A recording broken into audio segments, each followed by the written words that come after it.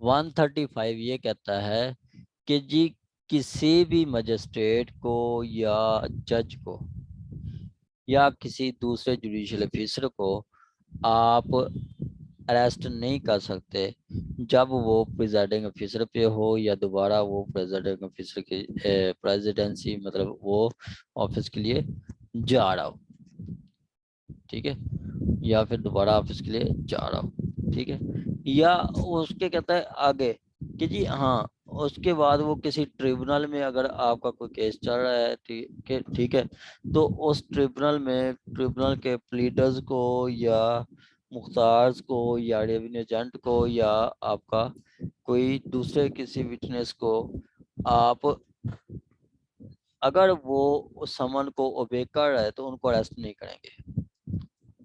अगर वो समन को ओबे कर रहा है तो फिर उसको अरेस्ट नहीं करेंगे। हाँ, अगर उसके खिलाफ कंटेम्प्ट ऑफ कोर्ट की प्रोसीडिंग है तो फिर आप अरेस्ट कर सकते हैं। कंटेम्प्ट ऑफ कोर्ट में वकील या रिकॉग्नाइज्ड या विटनेस किसी भी को आप अरेस्ट कर सकते हैं। ये 135 का वो बताता है, ओनली कंटेम्प्ट में, वैसे नहीं। आगे कहता है तो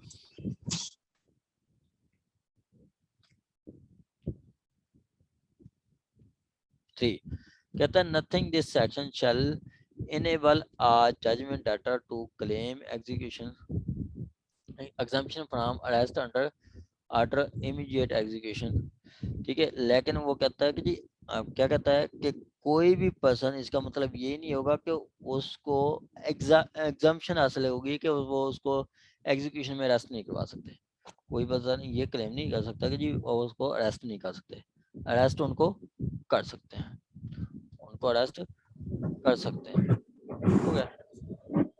और where such judgment attend to show cause why he should not be committed in position of execution decree, ठीक है। या फिर जब उसको शो काज दिया जाता है कि जी क्यों ना आपके खिलाफ डिक्री एग्जीक्यूट किया जाए, वो भी इमीडिएट की जाए, अगर वो सेटिस्फाई नहीं कर सकता कोर्ट को तो फिर उनके खिलाफ वो डिक्री एग्जीक्यूट की जाएगी और वो भी इमीडिएटली भी कर सकती है। अब 135 क्या कहता है? 135 का सिंपली पहला तो कहता है जी आपका किसी जज को या किसी जज को या जुडिशियल ऑफिसर को या मजिस्ट्रेट को आप एग्जीक्यूशन ऑफ डिक्री में अरेस्ट नहीं कर सकते। दूसरा कहता है कि जी अगर आपका कोई ट्रिब्यूनल है, ठीक है, ट्रिब्यूनल है जुरिडिक्शन, वो मतलब कोई आपका कोई ट्रिब्यूनल है जो कि जिस किसी ट्रिब्यूनल में कोई केस पेश हो रहा है, उसमें पार्टीज को, प्लीडर को, रिकॉग्नाइज्ड एजेंट को और विटनेसेस को आप अगर वो समन ओबे कर रहे हैं तो अरेस्ट नहीं करेंगे। हाँ, उनको किसी कंटेम्प्ट ऑफ कोर्ट में अरेस्ट कर सकते हैं।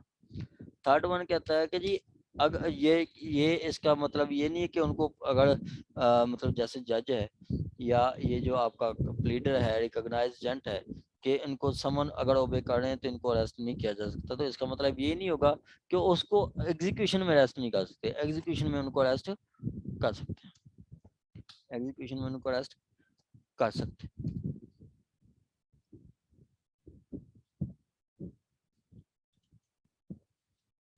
आगे कहता है जी 135 ए कहता है कि जी आपका लेजिस्लेटिव बॉडी जो है उनको अरेस्ट या डिटेंशन अंडर सिविल प्रिजन, ठीक है, मेंबर ऑफ लेजिस्लेटिव बॉडी, उनको आप अरेस्टेड या डिटेन नहीं रख सकते जब उनका इजलास चल रहा हो, ठीक है, जब उनका सेशन चल रहा हो। ये उनके कोई business rule of national assembly हैं, ठीक है, इस और इसी तरह प्रोविंशियल असेंबली भी हैं, ठीक है। तो वहाँ पे क्या बताता है कि जी जब आपका सेशन में चल रहा हो, आपका जो असेंबली में सेशन चल रहा हो या किसी कमेटी का सेशन चल रहा हो, ठीक है, तो वहाँ पे उस एमएनए, एमपीए, सेनेटर को अरेस्ट नहीं किया जाएगा, अरेस्ट एंड डिटेन नहीं किया जाएगा। अगर अरेस्ट एंड डिटेन है भी सही तो उनको रिलीज लगा दिया जाएगा, क्योंकि ये हमें कॉन्स्टिट्यूशन भी कहता है और कॉन्स्टिट्यूशन हमारा पेरेंट लॉ है, ठीक है, उनको प्रिवेल होती है हर लॉज पे। मैं इधर इनका ना शहबाज शरीफ साहब की पेशी चल रही है 9 अगस्त को। 9 अगस्त को ये सेशन कोर्ट में आए थे, मैं एक कोर्ट में गया तो वो पीछे ये आ गए, ठीक है, हमजा साहब भी थे, ठीक है। तो उन्होंने उनके खिलाफ ना एफआईए में इन्वेस्टिगेशन चल रही है, एफआईआर वाले उनको लेके आए थे, वो इधर पेश हो रहे थे, ठीक है। तो यहाँ पे उन्होंने आके यही प्ले ली कि जी हमारा, शहबाज शरीफ साहब ने, कि जी हमारा सेशन चल रहा है, ये हम देखें, ये लेटर है, ये सारा कुछ है, नेशनल असम्बली में सेशन चल रहा है, क्योंकि मैं उधर अपोजिशन लीडर हूँ तो मेरी उधर होना बहुत ज़रूरी है। तो हमारा कॉन्स्टिट्यूशन भी यही कहता है कि जी आप जो है, कॉन्स्टिट्यूशन भी यही कहता है, ठीक है, कि जी आप जब बिजनेस चल रहा हो तो कोई सी उसको अरेस्ट नहीं कर सकते। आपने देखा था कि जी पहले भी उनको जेल से नेशनल असम्बली ले जाया गया है, प्रोडक्शन आर्डर जिसको कहते हैं, प्रोडक्शन आर्डर से, ठीक है, उनको इधर ले जाया गया था। तो ये यही कहता है कि जी जब वो पर्सन आपका किसी इजलास की में पेश हो रहे हों या किसी कमेटी का मेंबर और उस कमेटी की प्रोसीडिंग चल रही हो, तो उस दौरान उनको अरेस्ट या डिटेन नहीं किया जाएगा। कहता है no person shall liable to arrest or detention in prison under civil process, under civil process if he is member of legislatures and during the continuance of any meeting of any legislatures, ठीक है, continuous meeting of any such legislatures। आगे कहता है if the member is of if the member of any committee of such legislature during the continuance of any committee of continence, कि अगर वो MNA है या एमपीए है और एक इजलास चल रहा है, या फिर वो अगर किसी कमेटी का मेंबर है और उस कमेटी का इजलास चल रहा है, ठीक है, तो उस दौरान भी उसको अरेस्ट या डिटेन नहीं किया जाएगा। अब कमेटी कैसे, कि आपका एक बिल बनने के लिए क्या होता है, बिल के लिए एक प्रपोजल दिया जाता है, प्रपोजल के बाद वो उसके होती है वोटिंग होती है, अगर वो एक्सेप्ट हो जाती है तो फिर एक कमेटी तश्कील दी जाती है। वो कमेटी क्या करती है, वो बिल को ड्राफ्ट करती है और उस बिल को एक कानून की नजर शक्ल में लेके आती हैं, ठीक है, उसको एक जो है वो मतलब कानून की एक्ट की नज़र में लेके आते हैं। उसमें उस कमेटी में आपके लॉयर्स भी होते हैं, ठीक है, जूरिस्ट होते हैं, और उसके अलावा लॉ मेकर्स होते हैं, और उसके अलावा अगर कोई सी स्पेसिफिक है कि मतलब जैसे पीका था, prevention of electronic crime act, इस एक्ट को बनाने के लिए आपके आईटी सॉफ्टवेयर इंजीनियर, ठीक है, सॉफ्टवेयर इंजीनियर वो भी उसमें शामिल थे, ठीक है। तो वो कहता है कि जी अगर आपका नेशनल असेंबली या प्रोविंशियल असेंबली या सेनेटर का कोई मेंबर है, वो किसी ऐसी कमेटी का मेंबर है जो कि वो कमेटी का इजलास चल रहा है, तो उस दौरान भी उसको अरेस्ट और डिटेन नहीं किया जाएगा, ठीक है। आगे कहता है during the 14 days from before and after such meeting और सिटिंग, ठीक है, कि जी उसके 14 दिन के दौरान जो वो इजलास है, ये सिटिंग है, उसके 14 दिन के दौरान उसको अरेस्ट या डिटेन नहीं किया जाएगा। सिंपली सिंपली वो कहता है कि जी आपका जो लेजिस्लेचर है, जब इजलास चल रहा है, ठीक है, तो उनको अरेस्ट डिटेन नहीं किया जाएगा, ठीक हो गया। आगे के दो कहता है आप person release from detention under subsection 1 shall subject to provision of subsection be liable to rearrest and further detention to which he would liable to be had not been released under the provision of subsection।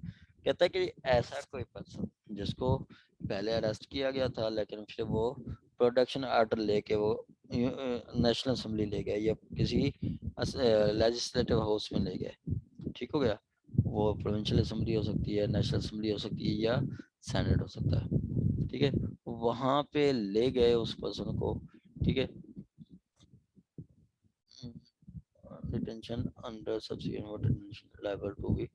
अब चार suppose के शहबाज शरीफ साहब है, उनको 4 महीने jail में रखा गया, उसके बाद फिर वो 1 महीना इजलास में पेश होने चले गए। तो जो 1 महीना वो इजलास में पेश हुए थे, उसके बाद उनको दोबारा अरेस्ट किया जा सकता है। ऐसा नहीं है कि वो उसको माफी मिल गई, नहीं, उनको दोबारा अरेस्ट किया जा सकता है।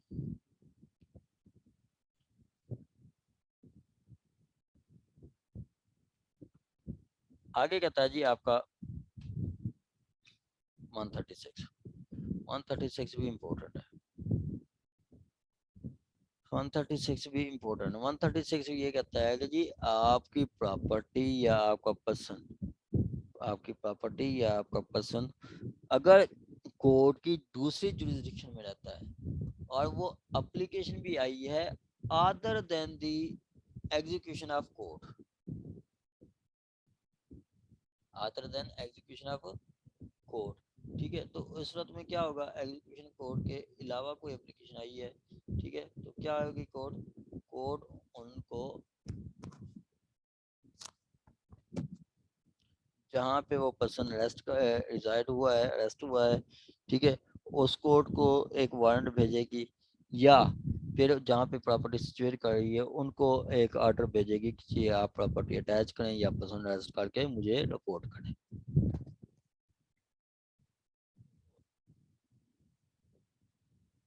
सपोज के मिस्टर आपका शुएब है, मिस्टर शुएब को बुलाया गया कोर्ट में कि आप आए एविडेंस दें, ठीक है, और ये शुएब साहब को किसी कोर्ट ने बुलाया है, लॉर्ड की अदालत में, और शुएब साहब बैठे हैं उधर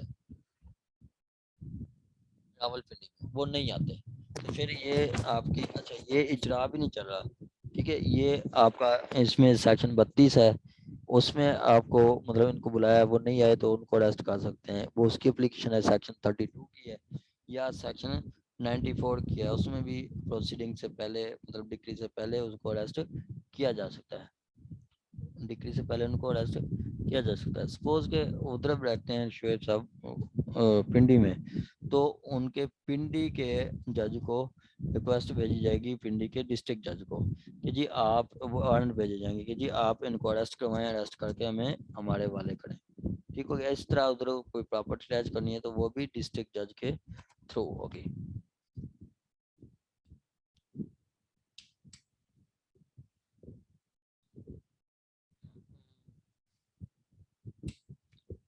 कहते हैं when an application that the person shall be arrested or property shall be attached under the provision of this code not relating to execution of decree and such person reside or such property is situated outside the local limits of the jurisdiction of court to which the application is made, the court may in a discretion issue warrant of arrest and make order or attachment and send to district court within the local limits of whose jurisdiction the property is situated or situate a copy of warrant or order together with the probable amount of cost of arrest or attachment। ठीक हो गया। Simply वही बात करता है कि जी अगर वो कोई प्रॉपर्टी या अगर पर्सन आउटसाइड ऑफ जुरिस्डिक्शन में सिचुएट करता है या रिजाइड करते हैं तो उनको अरेस्ट करने के लिए डिस्ट्रिक्ट जज को लिखा जाएगा, वो अरेस्ट करके मुतलका कोर्ट को देंगे।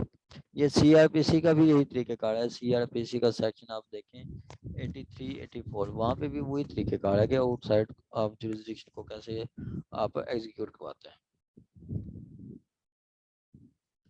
आगे कहता है the district court shall on receipt of such copy and amount cause the arrest or attachment to be made by its own officer or by court subordinate to itself and shall inform the court which issued or made such warrant or arrest of such warrant। ठीक है, वो कहते हैं कि जैसे कि लाहौर की अदालत ने डिस्ट्रिक्ट जज रावलपिंडी को लिखा, तो रावलपिंडी की जज को जब वो रिसीप्ट मिलेगी, ठीक है, तो वो क्या करेगी, या तो अरेस्ट करेगी या फिर अटैचमेंट करेगी जो कि रिक्वायर कर रही है लाहौर की अदालत, ठीक हो गया, या फिर वो ये सारा कुछ करवाएगी, खुद भी कर सकती है या वो सबऑर्डिनेट को कह देगी कि वो आप ये काम करें, ठीक हो गया। And shall inform the court which issued or made the warrant of this. वो जब मतलब डिस्ट्रिक्ट जज को भेजा गया, आज से कोर्ट को गया, डिस्ट्रिक्ट जज रहीम रावलपिंडी को पहुंच गया है 30 अगस्त 30/10/2021 को, ठीक है। तो वो 30 अगस्त को कोई बंदे को या तो खुद एग्जीक्यूट करवा सकता है उस वारंट को, या अरेस्ट कर सकता है, या फिर अपने जूनियर को कह देगा। तो जूनियर को फिर डायरेक्ट कर सकता है कि जी आपने इतनी देर में इसको अरेस्ट करके देना है।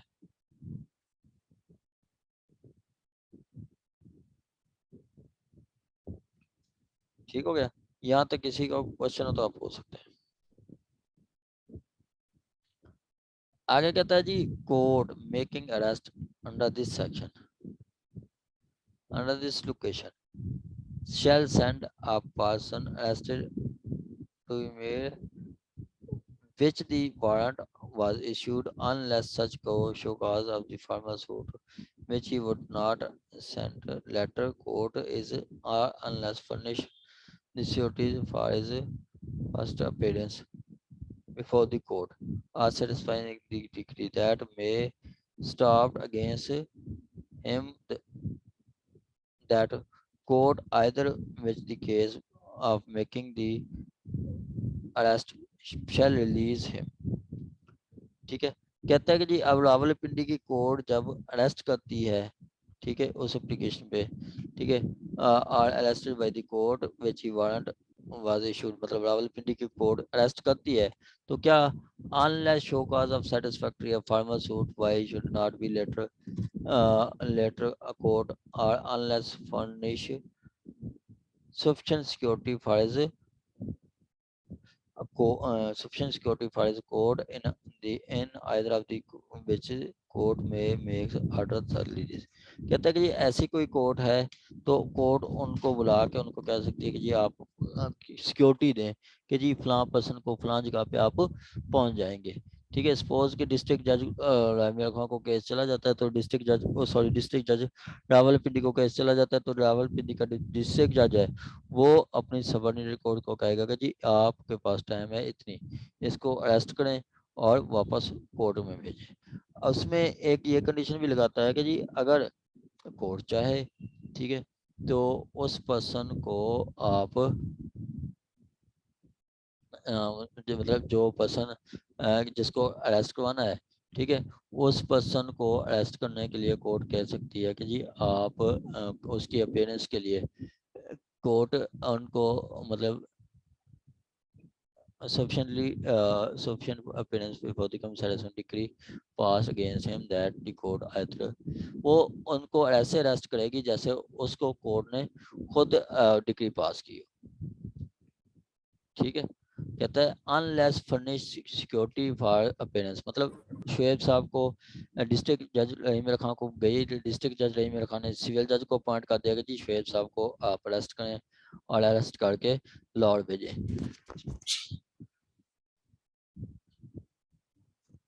तो रावलपिंडी की जो कोर्ट होगी शुएब साहब को बुलाएगी, शुएब साहब को कहेगी कि जी आप हमें श्योरिटी दें कि जी फलां डेट को आपने लाहौर की अदालत में पेश होना है। अगर शुएब साहब श्योरिटी दे देते हैं तो वेल एंड गुड, वरना उनको डिटेन करके भी भेज सकती है। ये 83 82 84 ये सेम वही सेक्शन है सीआरपीसी के। अब 136 क्या कहता है? 136 कहता है सिंपली 136 सिंपली कहता है कि जी आपका जो पर्सन जो कि आउटसाइड ऑफ जुरिस्डिक्शन रहते हैं उनको डिक्री के अलावा कैसे एग्जीक्यूट किया जा सकता है। डिक्री के अलावा कोर्ट क्या करेगी, जहाँ पे वो पर्सन रहता है उधर समन करेगी, समन करके उनका कोई रिस्पॉन्स आता है तो ठीक, वरना कोर्ट क्या है उनको मतलब जिसको समन रावलपिंडी को समन कर देगी रावलपिंडी की कोर्ट, या तो उसको खुद बुला लेगी या फिर उनसे कहेगी जी आप सिक्योरिटी दें कि जी फलां डेट को आपने उधर पहुंच जाना है। ठीक है। उसके बाद कहता है court on receipt of copy amount arrest arrangement made by his own officer or by court subordinate to a shall inform the court which issued a warrant of arrest। ठीक है। अब रावलपिंडी की कोर्ट को जब मिल गया तो रावलपिंडी की कोर्ट जो है बताएगी कि जी मैंने ये वारंट वगैरह इशू कर दिया है, ठीक है, या मैंने प्रोसेस शुरू कर दिया है। थर्ड में कहता है कि court making arrest under the location shall not send a person arrested by the court which warrant of arrest has been issued unless show cause of satisfaction the former court. Why should not be sent to the letter court or under the furnished securities by his appearance before the letter court or for satisfying any decree that may be released against him that the court in either of the which case the court making arrest shall release him. कहता the court making arrest under this location shall send the person arrested to court by which warrant was issued unless show cause satisfaction former court. She should not be sent to lower court unless he furnish security for appears before the latter court for satisfying decree or may pleased against him that in case. कहता है कि जी रावलपिंडी की court जब इनको बुलाएगी शेर साहब को कि जी उनको कहेगी जी आप बताएं कि जी आपने कुदरत जाना है या नहीं जाना। जानना चाहते हैं तो हमें सिक्योरिटी दे दें कि जी आप सिक्योरिटी फॉर अपीयरेंस के लिए वो कहाँ पे है 94 में उसका जिक्र किया गया सप्लीमेंट्री प्रोसीडिंग में 94 के तहत उनको कहेगा कि सिक्योरिटी दे के जी आप लाहौर की अदालत में प्लान डेट को पहुंच जाएंगे। ठीक हो गया, वो सिक्योरिटी दे देता तो ठीक, वरना क्या होगा कि उनको आपका अरेस्ट करके उसको मतलब सिक्योरिटी दे देता तो ठीक, वरना कोर्ट उनको अरेस्ट करके लाहौर को भेजा जाएगा। ये है आपका 136 तो किसी का कोई क्वेश्चन हो तो आप पूछ सकते हैं।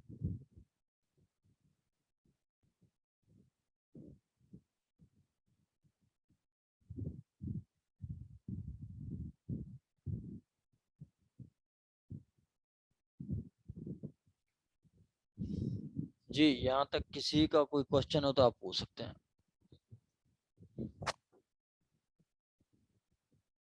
Anyone, any question?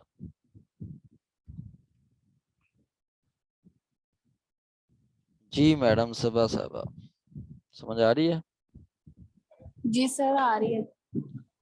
चले चले जी आज की क्लास इतनी है, ठीक है, तो बाकी फिर इंशाल्लाह कल हम पढ़ेंगे। कल हम सीपीसी का सेक्शन पोर्शन एंड कर देंगे। कल इंग्लिश की क्लास भी होगी और सीपीसी का पोर्शन भी हम कंप्लीट कर देंगे। ठीक है जी सर। चलें, ओके, अल्लाह हाफिज। अल्लाह हाफिज।